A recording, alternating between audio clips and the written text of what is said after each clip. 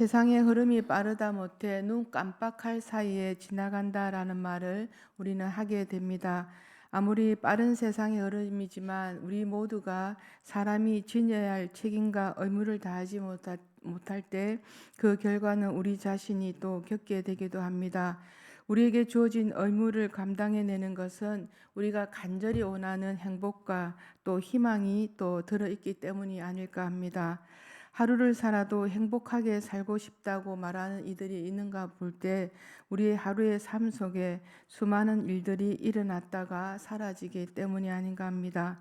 웨스트민스터 소유리 문답 제1문에 보면 사람이 제일 되는 목적이 있는데 하나님을 영화롭게 하며 영원토록 그를 즐거워하는 것이다 라고 나와 있습니다. 우리 모두가 12월을 보내고 있는데 우리 모두가 마음에 소원하는 바대로 삶이 잘 흘러가고 계셨는지요? 그 속에는 우리의 땀과 기도 또 헌신이 담겨 있으리라 봅니다. 사람이 제일 되는 목적이 하나님을 영화롭게 하면인데 무엇을 목적으로 두고 한 해를 보내게 되었는지 돌아보게 됩니다. 오늘 우리가 함께 읽은 본문에 장로가 가요에게 보내는 편지의 개인적인 형태로 나와 있는데 장로는 이 편지를 통해서 그리스도인들에게 위대한 것은 유명하게 되거나 큰 목회를 하는 것이 아니라 진리 안에서 진리대로 사는 것이라고 가르치고 있습니다. 우리 예전에 가정집에 보면 방에 보면 따뜻하게 하기 위해서 카페트를 하나씩 다 이렇게 깔아 놓았는데 그게는 수많은 실들이 짜여져 있는 것을 봅니다. 그 카페트의 문해가 그려지기 위해서는 그 짜는 사람이 아마 선명하게 그 그림을 이미 그려 놓았을 것입니다. 우리 모두의 삶이 하나님 앞에 불투명하지만 하나님께서는 우리 한 사람 한 사람을 향하여서 선한 계획들을 가지고 계신 줄 믿습니다. 우리를 지으심과 동시에 하나님께서는 우리를 향한 계획이 지금도 삶 속에서 이루어져 가고 계시리라 봅니다. 그 선한 계획과 이루어 가심이 매일의 삶 속에서 말씀하시고 또 우리의 기도에 응답해 주시는 줄 믿습니다. 성경에는 능력 있는 예배의 장면이 나옵니다. 마태복음 26장에서 여인은 자신이 가지고 있는 향유를 주님의 발 앞에 부었을 때 예수님의 제자들은 왜 비싼 향유를 팔아서 가난한 사람들에게 줄 수 있는데 왜 그렇게 허비하느냐고 말했습니다. 비록 비싼 향유였지만 그것마저 아깝지 않을 만큼 여인은 예수님에 대한 마음이 달랐던 것입니다. 자신의 삶의 중심에 찾아오신 분께 드리는 것이 아깝지 않았던 것입니다. 성경학자들은 이 비싼 향유가 아마 보통 사람들의 3년치 연봉과 같다고 말하는데 주님을 만난 여인의 예배는 엄청난 대가를 드림이 전혀 개의치 않았던 것입니다.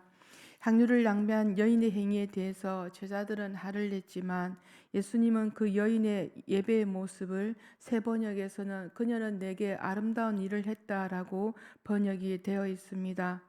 사람이 제일 되는 목적이 하나님을 영화롭게 하면으로 나와 있는데 하나님의 사람으로 제일의 목적을 우리 모두가 예배드리는 것으로 삼을 때 우리의 삶의 형태는 달라지리라 봅니다. 오늘 우리가 함께 읽은 2절 말씀에 사랑하는 자여 내 영혼이 잘된 같이라고 말씀합니다. 우리 영혼 가운데 길들여야 하는 것이 무엇이 있습니까? 하나님께 지원받은 우리가 하나님의 것으로 채워지지 않는다면 세상 것으로 채워진다면 우리는 어떤 모습을 띠고 살아갈까입니다. 하나님은 우리를 지으시고 우리 영과 영에 하나님의 호흡을 불어넣어 주셨습니다. 하나님의 숨결이 우리 안에 불어넣어 주셨는데 우리가 하나님과 호흡하지 못한다면 세상과 호흡하게 되면 우리의 영혼은 고장이 날 것입니다. 하나님을 떠난 영혼 가운데 찾아오는 것은 세상에서 주어지는 유혹과 공허감, 절망감입니다. 우리는 하나님과 호흡이 제대로 되지 않을 때 우리에게 거룩성을 주셨는데 우리는 그것을 잘 지켜내지 못하게 됩니다. 우리의 영이 깨어지지 않으면 우리에게 다가오는 유혹에도 우리는 마음의 쉽사리 뺏기게 됩니다. 마음을 지켜내지 못해서 삶이 쉽게 무너지는 것을 우리는 보게 됩니다. 하나님의 말씀으로 매일매일 우리 영혼에 양식을 주어야 세상의 공허감에서 우리는 자유할 수 있는데 세상의 것들을 접하는 데는 시간을 아끼지 않은데 하나님 앞에 나오는 일 앞에는 시간이 없다고들 합니다. 한 주 예배드리지 않고 또 한 주 예배드리지 않고 그렇게 몇 주를 보내다 보면 마음의 감각도 무뎌지고 우리 모두는 믿음의 생활과 거리가 먼 생활에 익숙해져 갑니다. 성경의 믿음의 사람들을 볼 때 고향을 떠나고 감옥에 갇히고 또 사저굴에 갇혀도 끊임없이 하나님께 예배드림을 통하여서 그 시간들이 있기 때문에 그 자신들의 영혼이 살아나고 하나님과의 호흡이 끊어지지 않았음을 알았던 것입니다.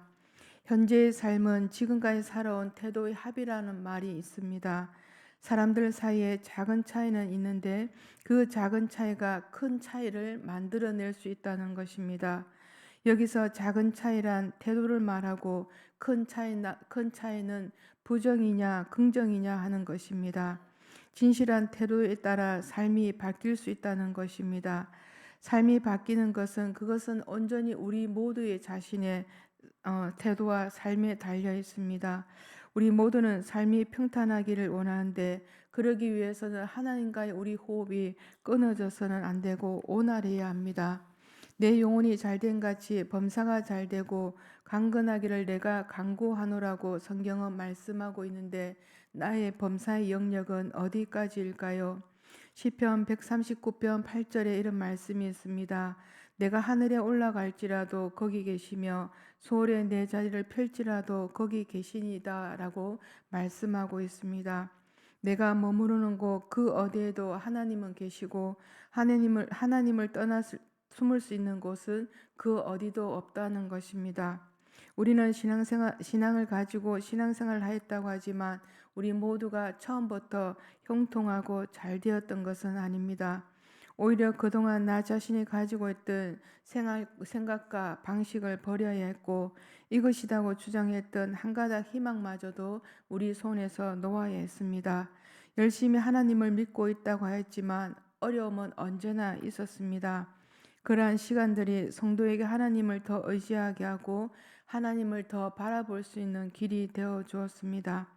언제나 홀로 있는 것 같고 불러도 대답 없는 하나님이었지만 하나님께서 우리를 향한 마음은 달랐습니다.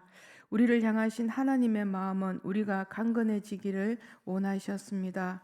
세상에서 믿음을 지키고 살아가기에는 우리는 많이 부족하고 연약한 존재입니다. 질그릇 같은 우리 안에 하나님의 비밀을 담기에는 버리고 비워할 것들이 많이 있었는데 하나님은 우리를 연단하시고 훈련하셔서 새 부대가 되게 하셔서 담게 해주셨습니다. 연단을 통해 하늘의 비밀을 조금씩 깨우쳐 가게 하시는 하나님께 감사의 고백을 드리지 않을 수 없습니다. 역경을 통해 믿음의 길에서 벗어나지 않도록 하나님의 사랑이 우리를 붙들고 계심에 감사의 고백을 드리지 않을 수 없습니다. 우리 모두 우리 3, 4절을 본문을 다시 한번 같이 읽어보겠습니다. 3절, 4절을 같이 읽겠습니다. 시작. 형제들이 와서 내게 있는 진리를 증언하되 내가 진리 안에서 행한다니 내가 심히 기뻐하노라. 내가 내 자녀들이 진리 안에서 행한담을 듣는 것보다 더 기쁜 일이 없도다. 아멘. 사도 요한은 사람들을 통해 가이오가 진리 안에서 행한다는 소식을 들었을 때 많이 기뻐하고 또 내 자녀들이 진리 안에서 행한담을 듣는 것보다 더 기쁜 일이 없다고 고백하고 있습니다. 이 땅의 부모에게 있어서도 자녀들이 바른 길을 걸어가는 것을 다 원하고 기뻐하십니다. 하물며 복음으로 성도를 낳아 가르치는 영적 부모에게 있어서 말씀으로 자녀들이 바른 길을 가는 것은 이보다 더 기쁜 일이 없는 것 같습니다. 하나님께 있어서도 가장 기쁜 것은 성도들이 진리를 배워서 행하는 것이라고 말씀합니다. 하나님께서 우리에게 믿음의 성도들에게 가장 바라고 원하시는 것이 무엇일까요? 하나님의 백성들이 예수 그리스도를 통해 하나님의 진리를 알고 그 진리를 따라 살아가는 모습이 아닐까 합니다. 신앙의 영수는 깊어지는데 말씀을 따라가는 모습이 아직 연약해 있다면 우리는 하나님 앞에 더 가까이 나아가야 합니다. 말씀이 내 안에 들어와 또 말씀과 하나가 되는 능력 있는 삶이 되어야 되는데 말씀 따로 또 삶 따로가 된다면 능력 있는 삶을 살아낼 수가 없습니다. 하나님은 만물을 창조하시고 만물을 바라보실 때 심히 좋았더라라는 말씀으로 우리에게 말씀해 주고 있습니다. 하나님은 우리를 많이 좋아하십니다. 우리가 모나고 허무투성임에도 불구하고 매일매일 사랑을 표현해 주십니다. 그 사랑을 각인시켜 주기 위해서 십자가의 사랑을 우리 모두에게 주셨습니다. 그 사랑이 나의 심장에 들어와 있을 때 우리는 또한 하나님께 감사의 고백, 사랑의 고백을 드릴 수 있습니다. 예수 그리스도가 말씀으로 육신이 되어 내 안에 갈 때 나의 삶을 통하여 하나님은 영광을 받으시고 우리는 성령의 열매를 맺게 됩니다. 그러나 아직까지 나에게 주어지지 않는 나의 성품과 나의 성질이 있으십니까? 지금까지 살아본 결과 나에게 그것으로 인하여서 마이너스가 되는 삶이 되었다면 올 한 해가 가기 전에 우리는 가감히 버리시기를 기원드립니다. 갈라디아서 2장 20절 말씀에 내가 그리스도와 함께 십자가에 못 박혔나니 오직 내 안에 그리스도께서 사시는 것이라고 우리에게 말씀해 주시는데 그리스도와 함께 십자가에 못 박히는 경험이 우리가 없다면 내가 그리스도와 내 안에 그리스도가 사시는 경험이 되어지지 않게 됩니다. 수많은 예배를 드려도 그리스도와 나와 함께하는 경험이 되어지지 않는다면 우리의 믿음의 성장은 더디어지게 됩니다. 예배는 하나님께 드리는 것입니다. 진정한 예배자가 될 때 나의 영혼의 강건함이 범사를 이끌어갈 것입니다. 부족하지만 예배를 인도하고 준비할 때 성도들의 마음에 흡족하지 않는 부분이 있으리라 봅니다. 그러나 오직 하나님께 예배드림이 우리가 기뻐하고 또 주님과의 만남이 이 새벽 제단에 이루어지고 있습니다.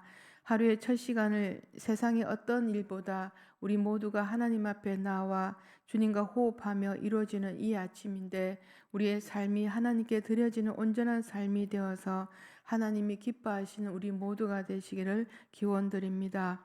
한 주일 동안 새벽 제단에 나오셔서 드렸던 예배의 시간, 기도, 우리의 마음 하나님께서 기뻐 받아 주셨음을 확신하며 우리 모두가 오늘도 이 한 날도 행복한 인생을 사시는 주인공들이 다 되시기를 기원드립니다. 기도드리겠습니다.